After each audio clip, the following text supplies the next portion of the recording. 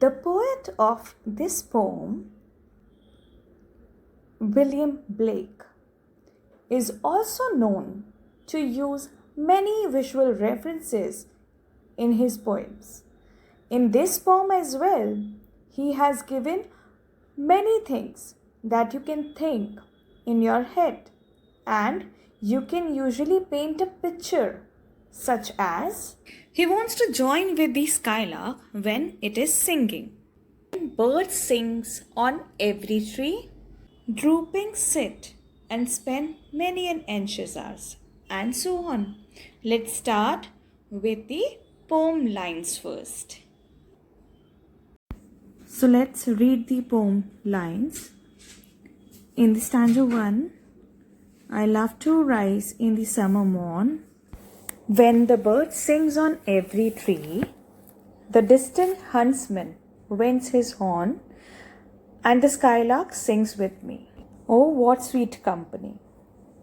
In these lines, the schoolboy likes the morning time very much.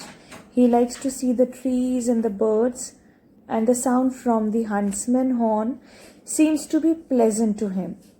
He wants to join the skylark while it is singing. Now, let's move to stanza 2. Here the lines are, but to go to school in a summer morn, oh, it drives all joy away.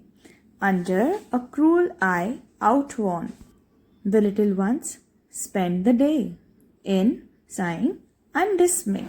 In this stanza, the thought of going to school in the morning hours worries him a lot.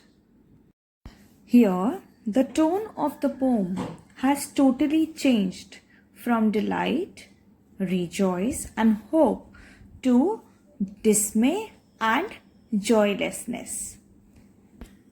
As in school, students have to spend all their day under a teacher who, in outdated fashion, keeps an eye on the schoolboy so that he may follow the rules and regulations strictly.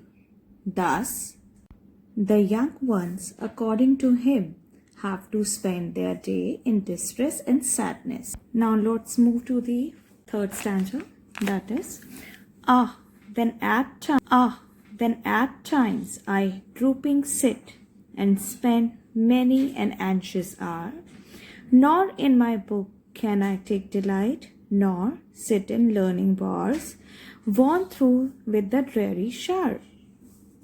The schoolboy here describes how he spends his day at school. According to him, he often sits and spends a lot of time in boredom. He does not find any joy or happiness in books. Here, the phrase learner's bower means a place where someone comes to learn, which refers to school. As per the schoolboy, the school education system has been damaged and is defective, as the basic purpose of education has been destroyed by the parents or the teachers. Now let's move to the fourth stanza, which says, how can the bird that is born for joy sit in a cage and sing?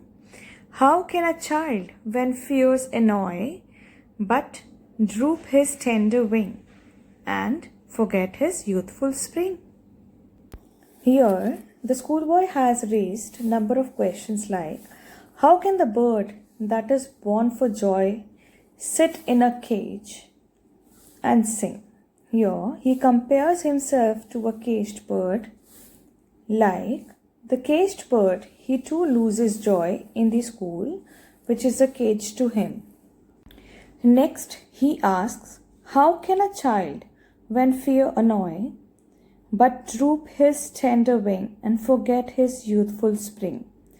Here, he says that a child who is scared by the teachers and parents cannot forget the joy of freedom when later keep their wings locked.